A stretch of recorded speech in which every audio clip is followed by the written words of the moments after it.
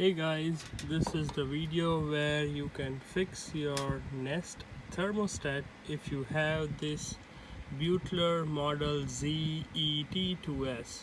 And I must say, these Beutler folks, they live in Sacramento area and they are very hard to deal with. Once they install the system, they rip you off to make you pay to install the Nest system, which is very hard. Okay, it's very easy. I got it fixed, and here is the fix basically. So if you look at the circuit diagram on the left, you will see upstairs and downstairs controller, and this thing matches. This should be the actual circuit board.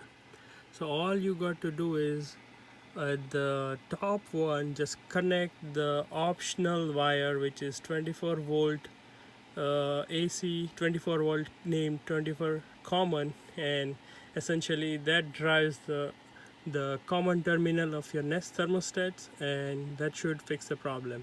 So you should see, before using the old thermostat, it should be disconnected, and after the fix it should be connected.